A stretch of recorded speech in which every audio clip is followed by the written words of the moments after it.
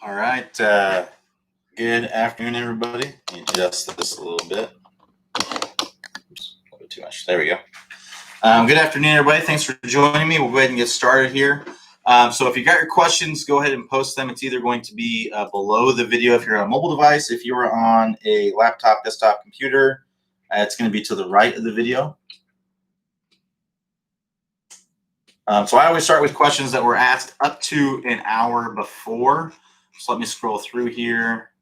May need to refresh this actually. Yeah, let me do that real quick. I'll just go to refresh this. So yeah, I always start questions asked up to an hour before. The reason why I do that is I want to answer questions for people who are here to see them get answered. So if you posted your question on Saturday night, I don't have any idea if you're actually here. I'm going to assume that you're not. I'm just getting the questions pulled up here. So yeah, I always try to give precedence to people who are here, so that way people aren't waiting forever to see their questions get answered. So it looks like we already got a lot of questions posted in here. So from the looks of it, I'm going to be going through these pretty quickly just because of that. So no real long answer. So Jamie D says, I've worked through a lot of the Toss-Wegal system, through Steel Fluid Spine to the move. I've managed to drop my handicap from 21 to 14 in a matter of weeks. That's awesome. Wow. The problem, I lose most shots driving. My driver and 3-wood typically hook or pull. They start straight and then curve left or just shoot directly left.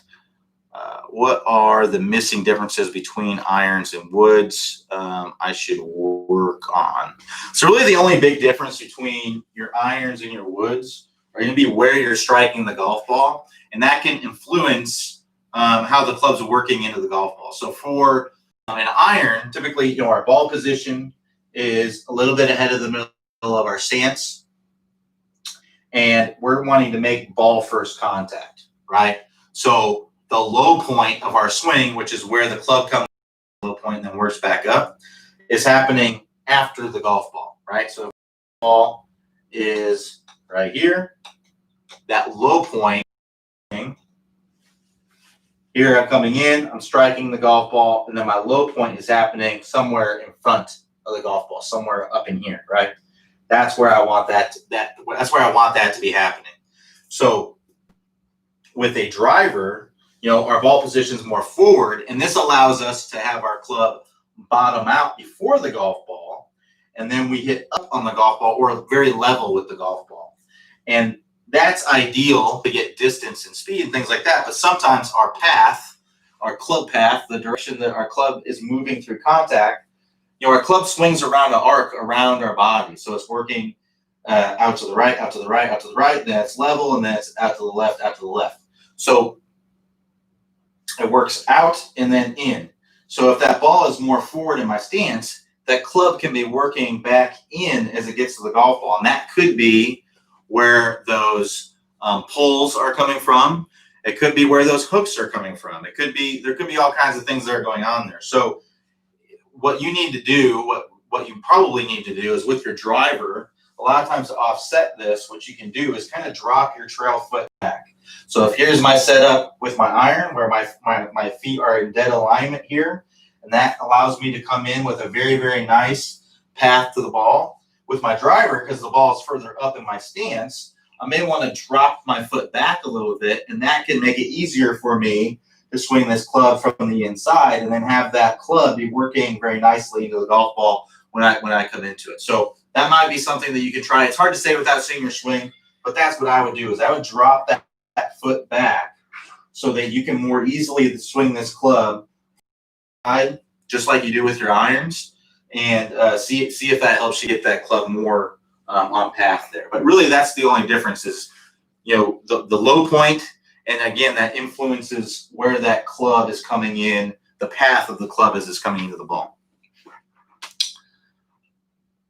Yeah, so he's saying his irons typically draw nicely, and that's probably from that ball position. So your club's probably too much to the left as it's coming in, into the ball. So Don G says, should I keep my trail elbow attached to my side to achieve the proper shallowing out result?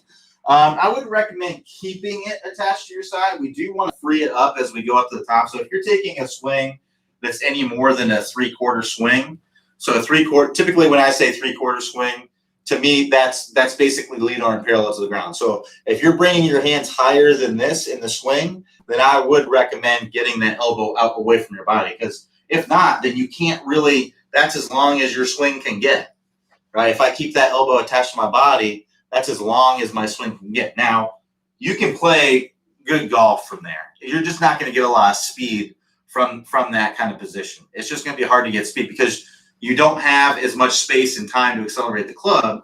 Whereas if once I got here, I allowed my hands to go up higher, now I have a lot more space and time to accelerate that club and get some speed.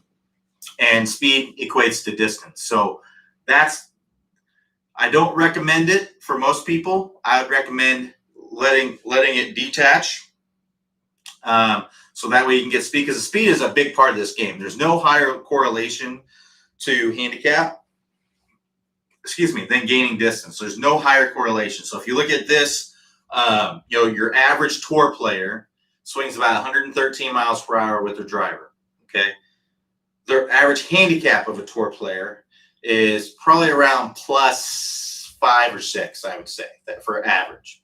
Might be +4. I'm not sure exactly what the average is, but it's probably +4, +5 range, I would say, on average. Your best players in the world are probably a +8, +9.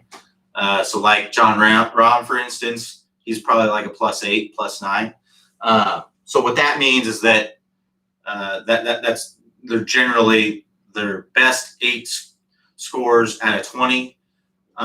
No, obviously this is not tournament situations always, but when they're going out and they're just playing, they're probably shooting 8 under most of the time on their best 8 scores out of 20. That's, shoot 65, 66, all the time, basically. So that's your best players in the world. Now, your average golfer is about 14, 15 handicap. And we're talking males here. And that's 95 miles per hour is the average club head speed. So you can see there's a pretty big correlation. There's a 18 mile per hour correlation, or 18 mile per hour difference in the club head speed. And then there's a 23 or close to 20 stroke difference in handicap. So you can see it's just a huge difference there. So you can almost say, like, for every mile per hour that you gain in club head speed, on average, you can gain 1 stroke off your handicap. That doesn't mean that you're going to go out and you're going to gain 10 miles per hour. You're going to go from a 12 to a 2. That's not how that works. But on average, over the average of everyone who plays golf, men anyway, that's typically, that's kind of the average there. So it's a huge, huge difference there with what you want to do. So I don't recommend trying to keep that elbow in tight. What I recommend is disconnecting it here so that you can get more space and time to accelerate the club, and then bringing it back in. And when you bring it back in, it can't be like this. I see a lot of people, when they bring that elbow back in, they still steepen the club because they're yanking the club down. You can bring that elbow in and still come down steep. What we need to do is bringing that elbow in also has to come with shallowing out the club. So if the elbow is out here, I can't shallow out the club. It's going to be difficult. You're going to have to let go of the club, ungrip the club. You're just going to have a hard time getting that club in the right position. So we need to shallow it out and the elbow working in to be able to continue to rotate into impact. So I do recommend having that arm, the elbow coming into the side there. And it doesn't have to be on you. It just needs to be working. It just needs to be working in a fashion that allows you to shallow out this club. Players, you'll see it's right on them, right? And for some players, you're going to see it's a little bit away from them. It just depends. Either way, that club is shallowing out. And the reason why we want to shallow out the club is so that we can stay in our posture and rotate. Basically, shallowing out the club just means getting that club back on plane. So if that club never leaves the plane, I don't really have to shallow it out. I just need to keep it there, right? So if you have this elbow tucked to your side, then you can just kind of keep it there and have that club already shot. But I see people all the time who keep this elbow tucked to their side, and then the downswing, they go like this. They get the elbow out of the way. So just because you keep the elbow tucked to your side in the backswing, that doesn't mean that's what's going to happen in the downswing. But yeah, so if you're just a short answer, sorry, I know I talked too much on this question, but I don't recommend it because you're going to lose a lot. You're going to lose a lot of speed. So I just recommend bringing it down close to your body to allow that club to shallow out. So that way you can stay in your posture. Because when you're steep, now you have to make you're either going to swing over the top or you're going to make a compensation, which would usually involve standing up to get that club on plane.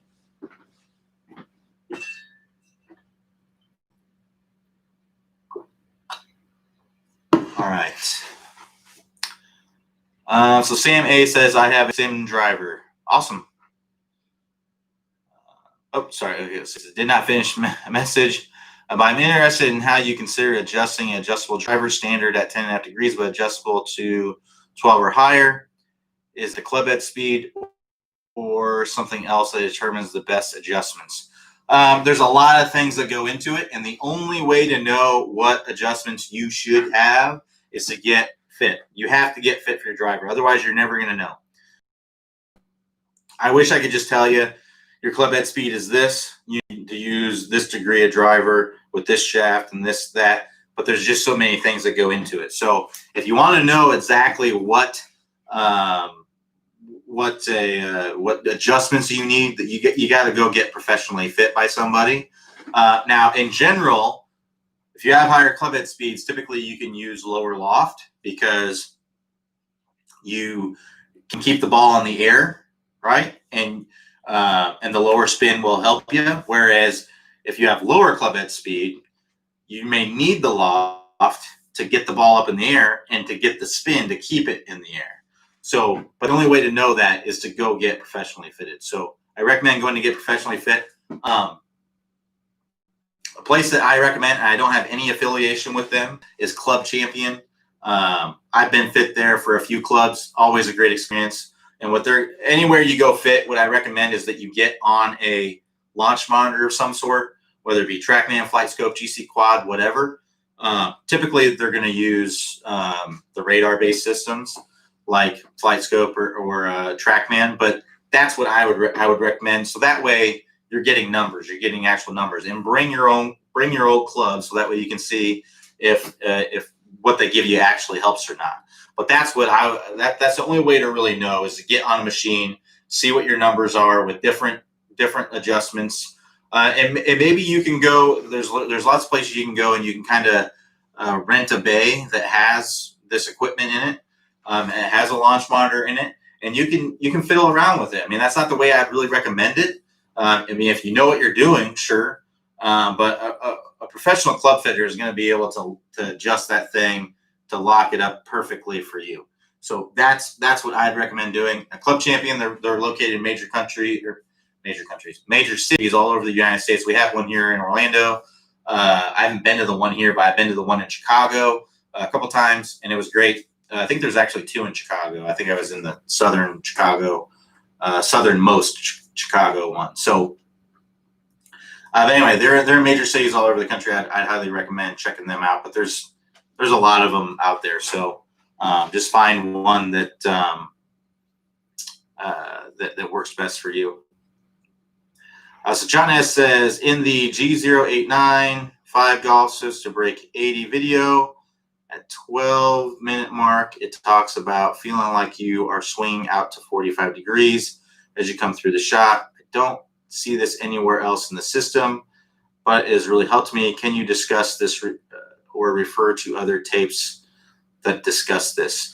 Well, usually feeling is really relative, and I don't remember exactly out in the video, but feeling is really relative, and most people breaking 80 are probably swinging over the top. So if you swing more into out and you hit a draw, it's typically the best for most people, because when you hit a draw, you're closing your face to the path. And when you close the face, it de-lofts the face, which allows you to transfer more energy to the golf ball. most higher handicap players are hitting slices, right? Which causes you to open the face to the path. And when you open the face, it adds loft. And when you add loft, you're getting less compression. You're not hitting the golf ball as far. So that, I think that's, I don't know the exact what goes on in that video, but that's probably what's going on there. Now, if you want to learn to hit basically, basically to hit those draws, what I recommend doing is working through the move course. That's basically what the move course is. The move course is getting this club shallowed out and getting this face square earlier in the swing, so that way you can hit those nice, powerful draw shots. So the move is probably where you want to go to get to where this is more ingrained. And we talk about it throughout the system. I mean, you want to have a nice, stable spine. If you're leaning toward the target, it's going to be very difficult to swing that club from the inside. So that's also a big part of it. So feeling is relative, like I said, but the move is probably the course that you're going to want to go to and work through. All right. So let me keep working through the questions here. So James Q says, it seems I play with more control when I play with a little or no wrist cock, especially with my irons. Any suggestions? Well, I mean, if you play with, I would suggest doing it if you play with much better control. I'm not sure what you're looking for, James. I mean, if you play with a lot more control with very little wrist cock, then that's fine. I mean, you're not going to have as much lag probably, but that's fine as well. And when you a lot of times when I see people get lag, they really cup their wrist like this. So they're trying to go like this to get lag. And when we're saying wrist cock, we're just wanting you to go thumbs up here, not like this. So that might be what you're doing to cock your wrist. And I don't know for sure, but that would make sense, because when you have the face like this at the top and you're really cocking your wrist by cupping your wrist, and you have this lead wrist is cupped and this trail wrist is pretty flat and not bent back enough, then that face is ultimately open, and you're going to have to do a lot. You're going to have to really like roll the hands over and flip hard at impact to get it squared up. Whereas if you feel like you don't have a lot of wrist cock, you're probably in this kind of position where your lead wrist is more flat and your trail wrist is more bent back, and you're able to get that club face squared more easily into the golf ball. That's my guess. But I would just look on video and see what's going on there. Take a look at wrist angles, and you're probably getting, you can only go thumbs up about 20 degrees. So if I have this club like this, this would be a neutral wrist. That would be a flat wrist where I'm bending it back. You can only get about 20 degrees there. So if that's all you can get. But if I cock my wrist, I can get a little bit more. Or if not cock my wrist, but if I bend my wrist like that, I can get more. And that's not what you want to do. You want to make sure that that lead wrist is staying relatively flat there as you're at the top. Otherwise, it's going to be a little bit more difficult to square up the face. All right.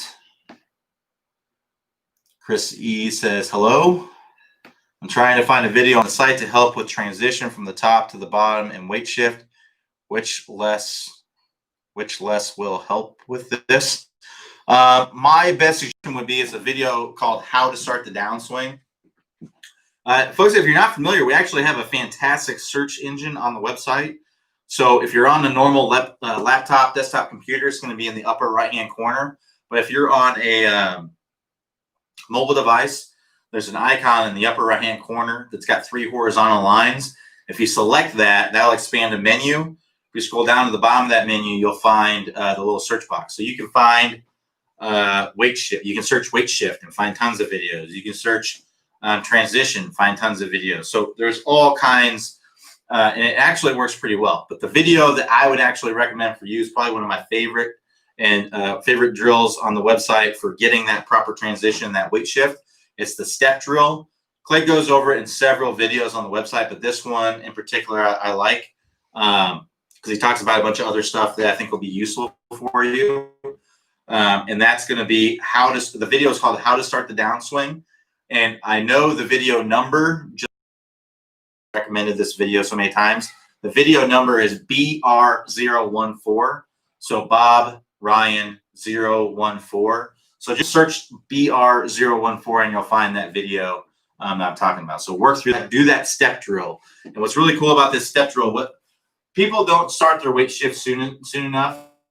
Typically, most people, they'll load up and then they'll keep their weight back, or they'll do a reverse weight shift where they'll load up on their lead side and then fall back, or they'll load up on their lead side and then chop down. Most people just don't get a proper weight shift.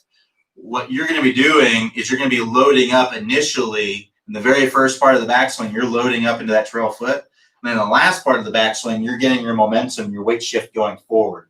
And that way, by the time you start your arms down, you've got pressure in this lead foot, and you can use that force to rotate, open your body. Otherwise, if you're already here and you're loaded up and you don't have any momentum going to your lead side and you start down with your arms, it's typically too late. You're basically just going to be swinging with all arms, and you're going to have that kind of that false weight shift where the weight shift is happening just because your arms and the club and everything, the momentum of your arms and your club are taking your body that way. It's the momentum of that. You want to feel like it's your body that's taking the club into the golf ball as you're coming in, instead of the club taking your body into the golf ball. So that's that step drill that you do in there, which is where you set up with your, you start the swing and then you step forward, you get that momentum going forward right away. It's a great drill to help you do that.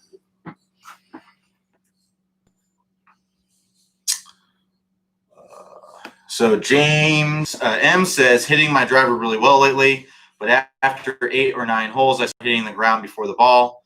Don't think I'm swaying, just turning. What do you think? Hard to say without seeing your swing. Hitting the ground before the golf ball. You're probably swinging too much into out, would be my guess. So basically, your low point is probably happening too far before the golf ball. Maybe you're not getting a proper weight shift. We want the low point to happen before the golf ball, but if you're hitting the ground, you're probably hanging back, right? So if we want, for the driver, we want the low point happening for the golf ball. So for the driver, I have the ball up in my stance, right? So the ball is more forward in my stance. I'm coming down, the club's bottoming out before the golf ball, or it's coming in pretty level. You know, either way is fine. You know, the longest hitters for the most distance, you want to be hitting up into the golf often face. But, you know, if you come in more level with the golf ball, that's completely fine too. If you hit down on the golf ball, a little bit is fine. You can get away with that, especially if you have a lot of speed. But if you don't, it's going to put too much spin on it. And, you know, especially if you don't hit it in the center of the face, you're going to have a hard time controlling it. But anyway, what you want is that club to bottom out a little bit before the golf ball. So if you're hitting the ground before the golf ball, that club's probably bottoming out way over here. And that's going to be from either not getting a good weight shift or maybe swing too much into out. Because the more you swing into out, the more it moves your low point back. So if you think about it, if I swing 45 degrees into out, my low point is where? It's back here. If I swing 45 degrees out to in, my low point over here is way ahead. So that's why I look on your video. Your spine angle, you might be too far angled away. You might not be getting a good weight shift to your lead side. I would look at those pieces in your swing. And then if you're too far angled away, work on the stable fluid spine course and get to where you're not too far angled away. You're at the right angle as you're coming in. That one drill that I just mentioned, that weight shift drill, you know, if you're hanging back, that might be a good one to work with. That step drill that I was talking about, depending on which issue is going on there.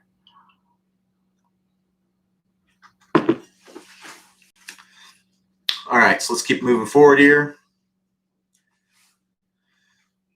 So Edward C says, since practicing a lot more recently, the range I am improving, but no longer taking divots and hitting some thin irons, not due to my stable fluid spine.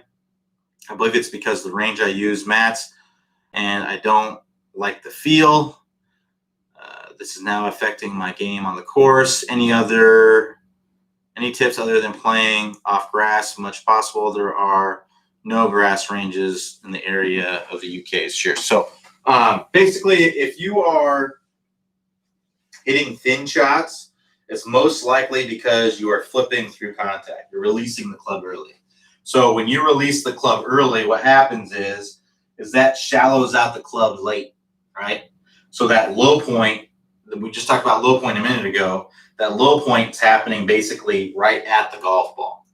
And sometimes it can be happening before the golf ball, and that's when you get those picked shots. So what you need is a later release. We need to be releasing this club more out in front, and that's going to help you to hit more down and through the golf ball and get that ball first divot. So what you probably need to work on is the straight line release course and getting that later release more out in front. So I would just, to get to that course, click the house icon at the page. That's going to take you to the home page. And then scroll down the home page. You'll see all the courses that we offer. Click on that straight line release course and get started on the drills.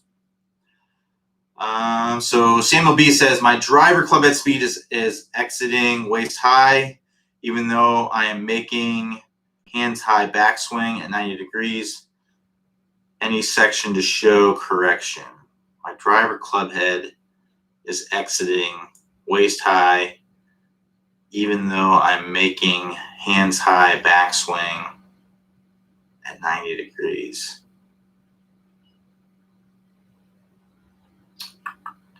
Any section to show correction. I'm trying to figure out what exactly you're doing. Your club's exiting waist high. I'm not sure what that means. What do you mean it's exiting? Samuel, if you want to give me a little bit more information there, I'm not sure exactly what you mean. And also, it sounds like you always want to be focused on what your ball flight is doing, and not so much what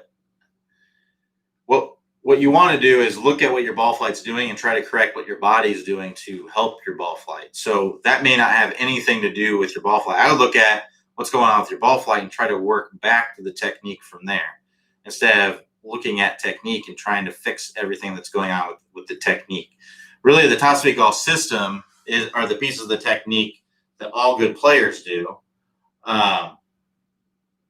And those are going to help with your ball flight, right? But I'm guessing you're talking about where the club's coming in and it's exiting like this. I guess I don't know. That would most likely be an over the top swing, right? If my club is exiting very low instead of more through this way, if that's what you mean. So if you're swinging over the top, there could be lots of reasons for that. There could be, it could be your spine angle. So if I'm too vertical, I'm going to tend to swing my shoulder more out this way, and that's going to make my club exit lower. So you may want to work on your spine angle, getting more angled away so that club can swing more from the inside and be more up in this area as you're coming through. It could be that. It could be maybe you do have a good spine angle, but you just swing over the top like this. Then I'd be working on the Never Slice Again course or the Move course, either one.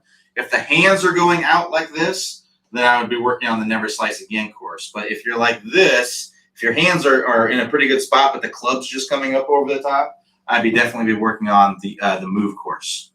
All right, but if you need to work on the hands and the club and all of that, then the Slice courses, that's going to help you to swing more from the inside. So it sounds like you're just swinging too much out in. If I'm guessing correctly by what you mean by where the club's exiting, but if not, give me a little bit more info there, and I'll try to help any way I can. So Dennis W says, what are the advantages of some of the different ways tour players grip their putter? I have a line on my ball and I line it up with the direction I want to putt, but sometimes the putt pushes right or pulls left. Changing my grip help my putter path staying straight. It's really personal preference, putting. I don't have a putter in here, but putting grip's really personal preference. Really, I would say the main thing with the putting grip is you want to have it in line with your arm or with your arms. So your normal club, you're holding it. It's in the fingers and in the palm. It's in both. So that allows you to hinge the club and things like that. But for a putter, we want to have this basically in the lifeline of our hand here. So if I take my fingers and I kind of squeeze them together like that, I create a crease in my hand there. That's the lifeline of your hand. So I want that putter to be right in line with that, and that's going to allow me to have it to where it's right in line with my arm. And whether you use left hand low, now the advantage to left hand low, right? So if I have my left hand low, the advantage to that is that my shoulders are going to be more level, right? So it's something you can try, but I've tried it, and I, maybe if I started doing that from the very beginning, I would putt fine. But for me, I have trouble with distance control when I do that. So I don't like that. I'm not a big fan of that for myself. But maybe your distance control will be fine, and your shoulders will rotate more level and be completely fine.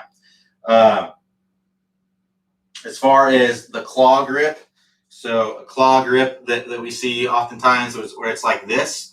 Now, people who have a tendency to get a little bit wristy in the swing tend to like this. And again, I've tried it, but again, distance control. Distance control is so important with putting that if you're using a grip that doesn't help, like line is important, but distance control is actually more important because you get on the wrong line, but if you hit it at the right speed, it will go in, right? So it's about matching the speed to the line. Now, obviously, on a dead straight putt, line is very, very important, but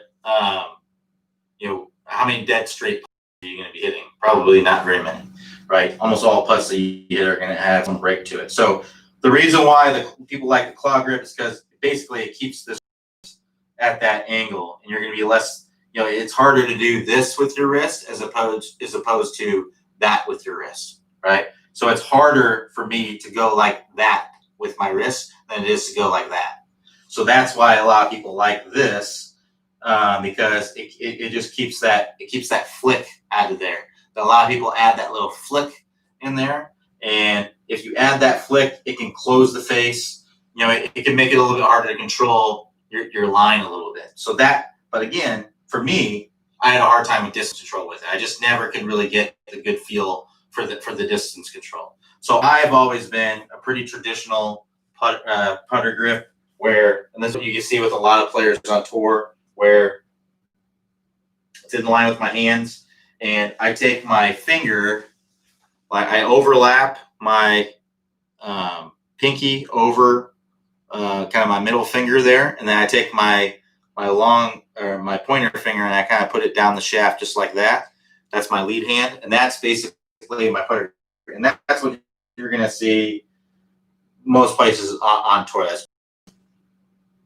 I like to play the ball more forward in my stance. I like to have both eyes behind the golf ball, and then have a little bit of forward shaftly, and then kind of hit up on it a little bit to get the ball rolling. That's how I like to putt.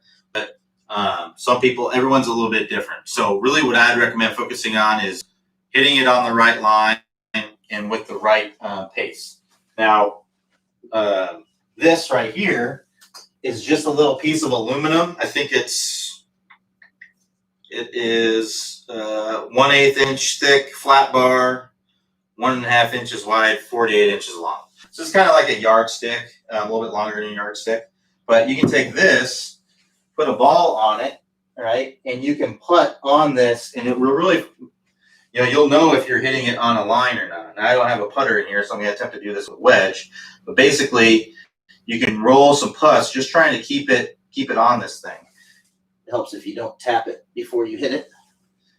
You can just kind of roll some putts trying to keep it on this thing. So you can see there, I pulled that one, or it went off the edge of the putter there. But yeah, I would just try to get it on here, and then when you get good at it, you can actually intentionally try to hit it off the left and the right of it. So let me try this again. Oh, got it that time. So that's going to help you to get that putt started on a line there. So doing some drills with this and doing some variability training where you can actually when you go to the green, you can take a tee and put it a little bit outside this one, and a little bit outside that side, and you can practice hitting it to where it goes through without hitting a tee, and then you can try and intentionally hit the right tee, and then intentionally hit the left tee, and it can give you that variability to help you control that face a little bit better.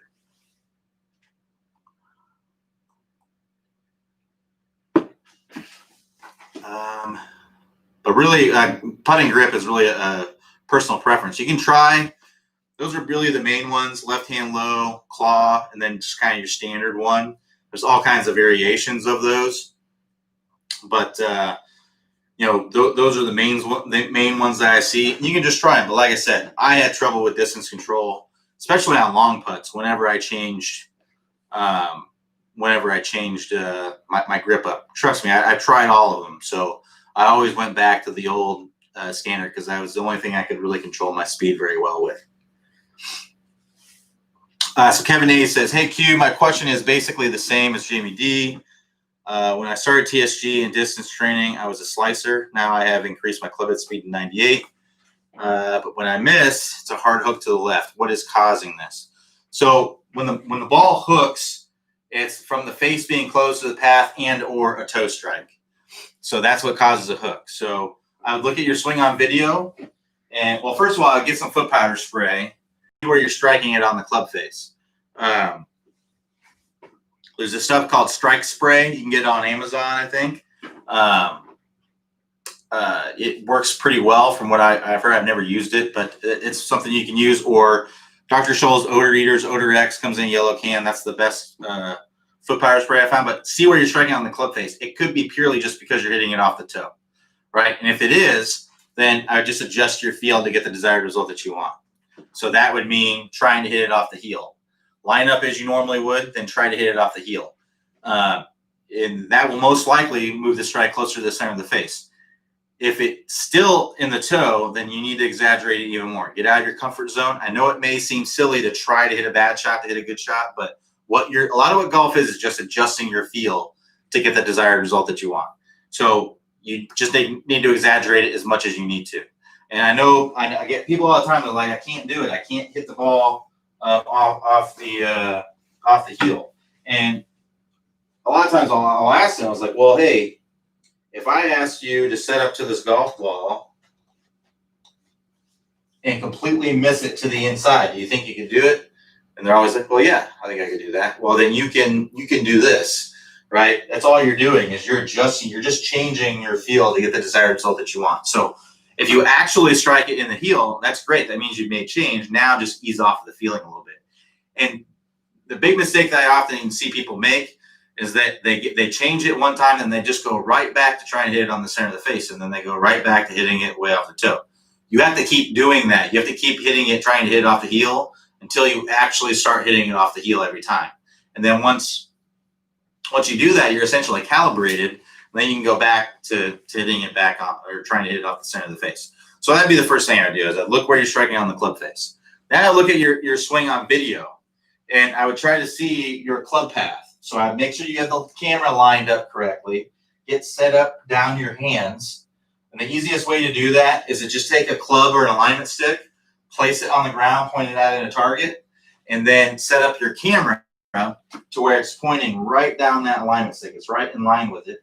And then when you go to set up to the golf ball, make sure that your hands are directly above. Your hands are going to be directly above that alignment stick. That's right where you want. It's typically going to be a few inches away from your toes, typically where it's going to be. So, and then look and see where this club is coming down. Is the club coming down outside your hands, inside your hands, or in line with your hands? If that club's coming down pretty much in line with your hands, that means that you're pretty well on plane, right? If it's way inside your hands, that means you're swinging too much from the inside. If you get that face squared up to the target, you're going to hit a hook, assuming you hit it in the center of the face. If you hit it on the toe, it's going to be hooky even more, right? And if you look and see this club is on plane, you're hitting it dead in the center of the face, your face is just too close. So what I would try to do is maybe weaken your grip a little bit. By that, I mean that would be taking your hand and rotating it this way on the grip. The more you are that way, that's strong. The more you are this way, it's weak. Your grip might be too strong, and that may be closing the face a little bit too much. The other thing would be to feel like you're just not pulling the face over. I feel like you're kind of holding the face open through contact. You also may be hanging back a little bit. That's why I often see people who hook the ball. They hang back, and that makes the face get closed. Make sure you're getting weight shift moving forward when you're coming into contact. So that's what I would look at in your swing. That's the most common things I see. Hopefully that helps. But yeah, if you are swinging too much from the inside, then feel like you're swinging over the top of the face. Basically, the easiest way to fix any is adjust your feel to get the desired result that you want, right? So if you're hitting hooks, try to hit slices. If you're hitting it off the toe, try to hit it off the heel. It's really the easiest way to change things for sure. So Chris E says, I'm trying to find a video on the site to help with transition from the top to the bottom of the weight shift. Which questions will help with this? Chris, I talked about that earlier. If you missed it, go ahead and watch the archived office hours, but search BR014. That's going to be the video on how to start the downswing. So Chris P says, read the 1.5 level 1 test video. Clay talks of doing a variable drill, one swing with correct spine and too far and one too far right. Recommends 1,000 reps for each. I'll probably do 100 a day for 10 days. Given there are 3 different swings to take in this drill, how should I mix them up? I just alternate them. I just go one there, one normal. Yep. So I just alternate them. I wouldn't do all the normal ones at once and then all the too far angled away and then all the vertical ones. I would alternate between doing them, like what Clay says in the video. So Stephen M says, I'm a senior who just purchased a senior flexed offset clubs. I've been able to find information on what differences I have to make utilizing them. I mean, basically, usually if it's senior flex, it typically just means that they're very light and they might be a little bit more whippy.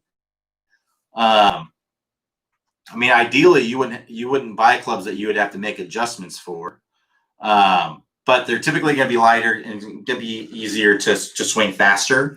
Because typically, as you get older, we lose some muscle, we lose some distance, which is pretty normal. So having a lighter clubs can help you to swing faster. And then as far as an offset goes, a lot of times people slice the golf ball, and having offset clubs gives you a little bit more time to roll over that face and square it up.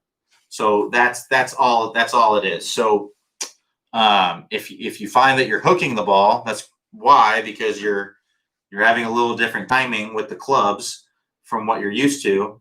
But really, I would just base your adjustments on what's happening with your ball flight.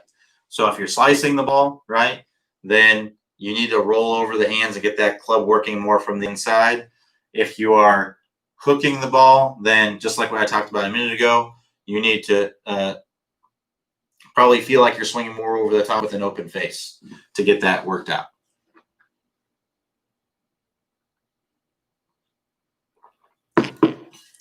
So Joe E says, I like Sam A's question on the adjustable drivers. What would you choose for different degree, just swing speed? It comes down to a lot of different things. Like I said, the only way to know for sure is to just get on a launch monitor. Swing speed is definitely a big part of it, but your release of the club, right? So if you're an early releaser of the club, you're already adding loft. You probably don't need any more, right? And unless you change that, then you can de-loft it, right? So it really just depends. But swing speed is a big part of it, yeah. So if you don't have a lot of swing speed, then it's going to be harder to, if you don't have a lot of swing speed and you try to play like a 6-degree driver, you're going to have a hard time keeping that ball in the air. Now, if you play in Texas and the wind blows and the fairways are hard as concrete, it might be fine to play a 6-degree driver because you can keep it below the wind and just let it run. But in most places, you're going to want to get some air underneath the golf ball so it can carry and go a decent distance for you. So it really just depends. The only way to know is I recommend getting professionally fit. Get on a launch monitor, try different lofts, see what works best for you.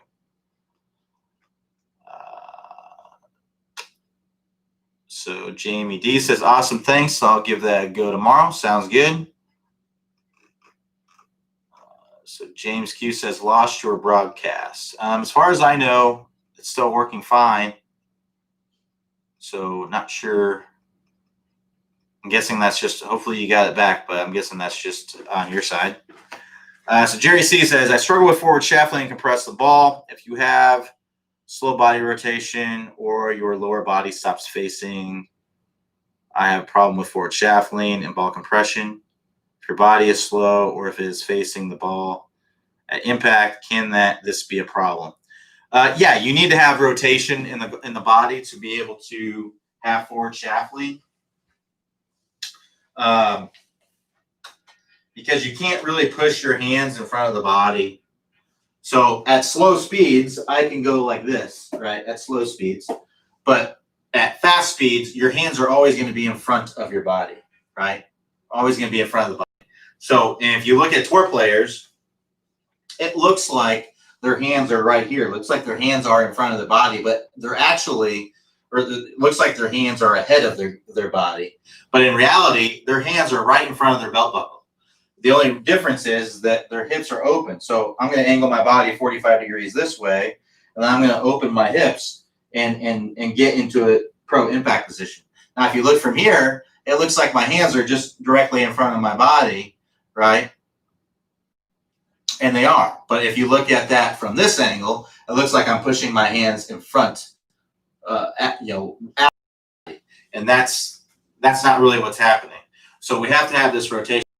That when we stall our rotation, everything wants to release, right? So as soon as we decelerate, the next piece wants to accelerate. So to illustrate that, what you can do is you can take this club and kind of have it like this and start swinging your arms and then bring your arm to a complete stop. Well, when you do that, what does this club want to do? It wants to go. So that's what's happening here too. When I start rotating my hips and then I stop, everything else is going to want to release.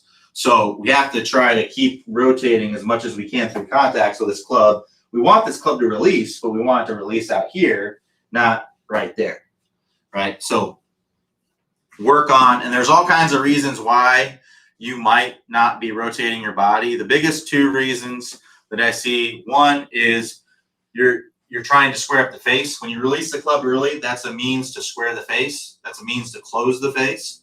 So what we have to do is we have to square that face earlier in the swing so that we can continue to rotate and release that club out in front. Because if I just take this club, if I release this club out in front, that means that impact, my hands are going to be more ahead of the golf ball. So if I push my handle ahead of the golf ball, that opens my face. My club face is pointing way over there. Whereas if I release this club, that squares the face.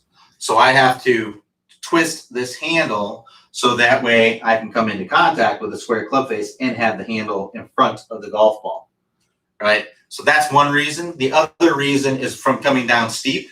So if I'm coming down steep, typically what I do to get this club back on plane is I have to stand up. When I stand up, that raises the handle, drops the head. Now I have this club back on plane, and I can hit a functional golf shot. The problem is that I stood up and I can't rotate.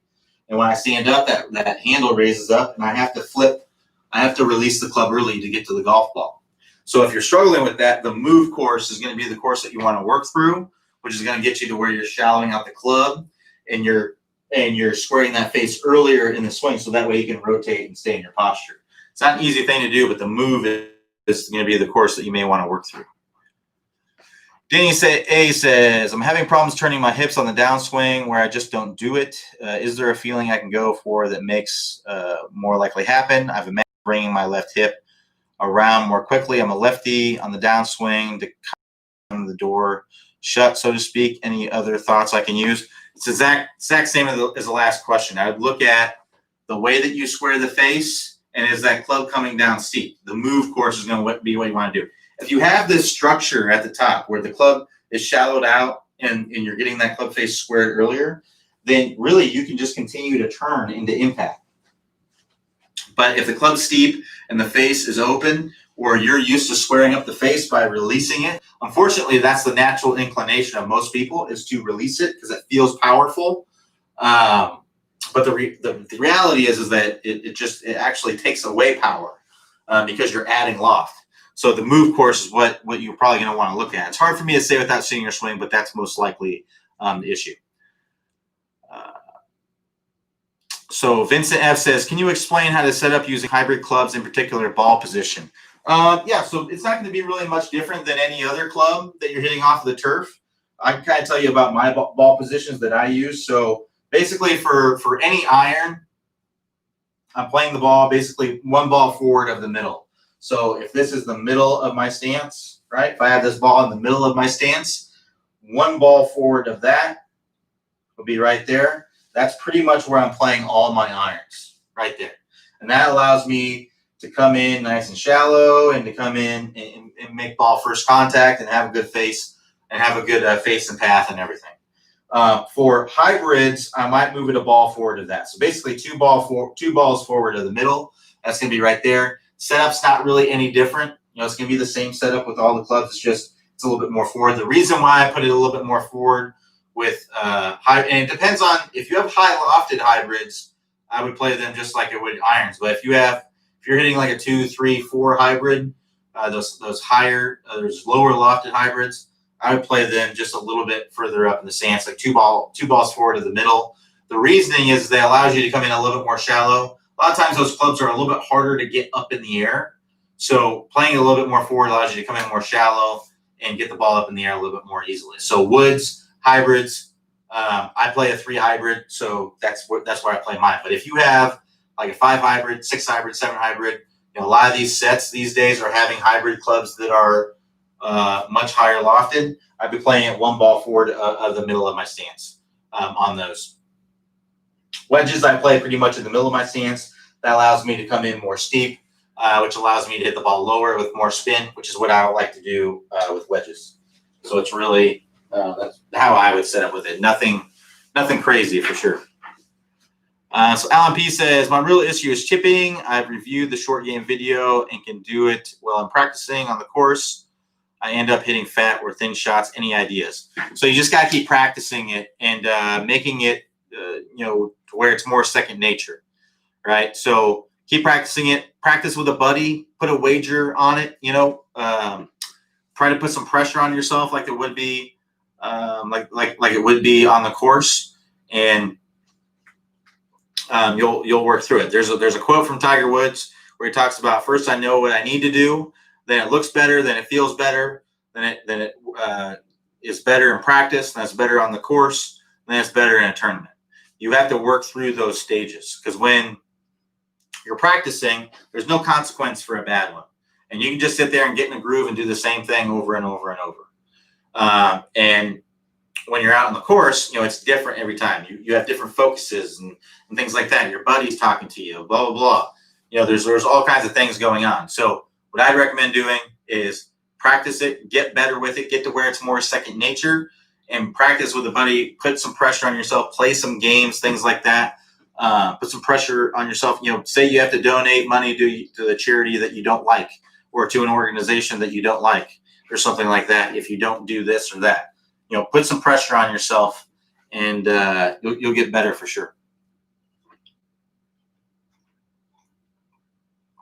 All right, so Michael J says, I'm really struggling with the move and the wrist turning. It seems from Clay's videos that on the backswing up to the top, your wrists are somewhat flat, and then to shallow out, you rotate your left and right hand. Yep. So it's not an easy thing to do. If you're used to doing this at the top and then coming down like that, it's going to be difficult to go like that. So you just need to take it slow. Get it to where you can do it slow, then build up the speed from there. That's really what it comes down to. Do it at the slowest speed that you're able to do it correctly, and then build up the speed from there. It's like learning any skill, any new thing. You always have to start out slow and then build up the speed. When you learn how to type, you started out slow, you're pointing and pecking, then you got better at memorizing the letters and so on and so forth. The reason why golf is hard is that you already have a functional way of doing it right now, and you're trying to learn a new way of doing it. So it'd be like if you learn how to type and then we turn the keyboard upside down, and then now you have to learn how to type doing that. Well, you're going to struggle probably initially, because you're going to be hitting that space bar and you're hitting numbers and vice versa. So that's why it's difficult. So you just have to break it down, go really slow at first, and then build up the speed from there, and it'll get better. So Jeff J says, what's the best way to hit a low iron shot, i.e. under some tree limbs? Get some forward shaft lean. You need to get the shaft leaning forward. You need to de-loft the face. That's really the main thing there. So feel like your hands are more ahead of the golf ball at impact. Feel like you're really rotating your body open. Get those hands in front of the golf ball. That will allow the golf ball to come out lower. Sometimes even getting your weight a little bit more forward and hitting more steeply down into the golf ball, that can help it come out lower too. Not ideal for all normal shots because you're going to be kind of chopping down into the golf ball, spin on it, but that will allow you to make it come out lower. So weight forward, hands forward, open up and de-loft that face. That's going to allow you to hit the ball lower. So Samuel V says, club head never gets past waist high after hitting the golf ball. Yeah, so like you're coming over the top, right? So that would be, you would have to be swinging from out to in for that to happen. It'd be really difficult to get that club to exit this way. You would just have to be completely stopping your hands for that to happen, right? So it's hard for me to say without seeing your swing, but it sounds like to me like you're coming over the top. So I would take a look at our Never Slice Again course and our move course. So Eric E says, I have a question about shafts, specifically driver shafts. Can you help with that? I don't know how. The only way to know what shaft works for you is to go get professionally fitted. That's really the only way to know. So unfortunately, there isn't a way that I can really help you with that. So sorry, I wish it was easy to tell you, oh yeah, you need this shaft. But unfortunately it's not. The only way to know what works best for you is to go to a professional fitter like Club Champion or something like that. PGA Superstore, I just saw they had a commercial. I don't have any affiliation with them either. They had a commercial a couple weekends ago. I assume that they're still doing it. It's free fitting when you get fitted or when you buy clubs from them. So that's what I would recommend is you go get a free fitting. They're going to put you on a launch monitor. They're going to have all the shafts there that you can think of, or most, I would say, and you'll be able to check them out. So Chrissy says, one video I seen talked about rotating your wrists close to the club face. I see Q did this with tennis racket, also shallowing the club. Is this done automatically or intentionally? I get these questions a lot where someone asks me, am I consciously doing this? Am I actively doing this? Am I automatically doing it? Is it intentional? What it comes down to is if you look at your swing and you're not doing it and you want to do it, then you're going to need to intentionally do it before you're going to be able to do it automatically. Basically, you have to go through stages of learning. 4 stages of learning. You have unconscious, you're doing anything wrong and you're just doing what comes naturally to you. And then you have conscious incompetence. This is where now you become aware. So let's say you're someone who's coming over the top. You're just slicing the ball. You were just slicing the ball before. You had no idea why you were slicing it. You're just slicing it. You know you want to stop it. You don't know how. And then you find out, oh, well, I'm coming way over the top. So now I'm aware of what I need to do, but I don't have the competence to do it yet. So I have conscious incompetence. And then you move into where you have conscious competence. This is where you have to think about doing it, and you're intentionally swinging this club more from the inside, and now you're kind of able to do it, right? So you have to think about it, but now you're able to do it. And then eventually you move into what's called unconscious competence, which is where you're swinging from the inside. You don't even have to think about it anymore. And it takes a lot of reps and time to get to that point. So there's nothing in the swing that's going to happen necessarily automatically. If you want something to happen and you're not doing it, you're going to have to do it intentionally for a while until it becomes automatic.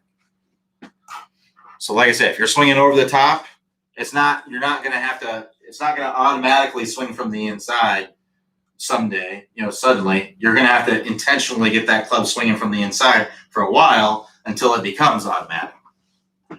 So John H says, hi Q, I've been working hard on the move and shot under 80 on my home course Saturday, shot 79. Awesome. So I can finally begin to feel the move in my swing. Thanks for the help. Awesome. Great to hear.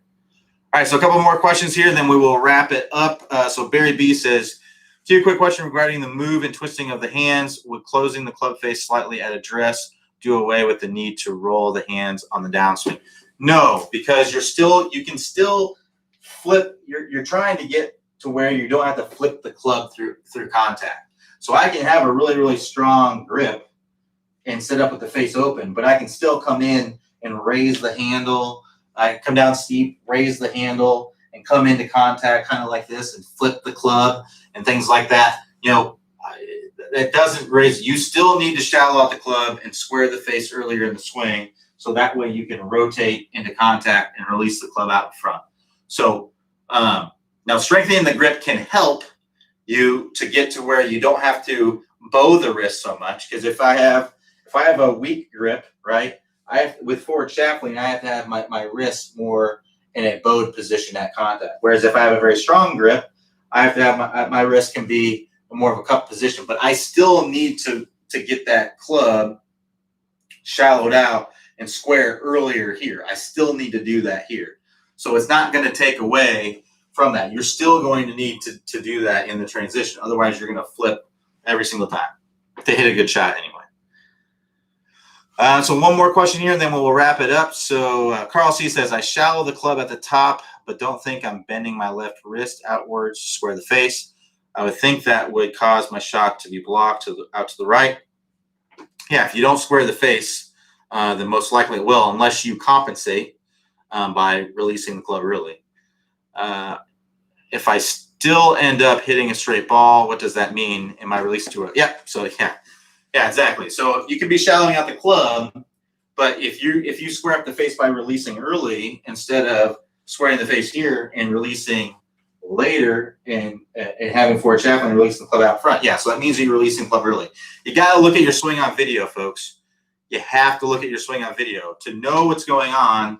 You have, otherwise, if you're working through the move, you got to look at your swing on video and see what's going on. Because I get people all the time that says, I'm working on the move, I'm just hooking the ball now. Well, you're probably you're either shallowing out the club and flipping, right? So you're swinging away from the inside and then flipping, which is closing the club face to the path, or you're still coming down steep and you're just turning the handle down and closing the face. You got to look on video to make sure that you're doing what you're doing is actually the reality. Because feel is often not real, right?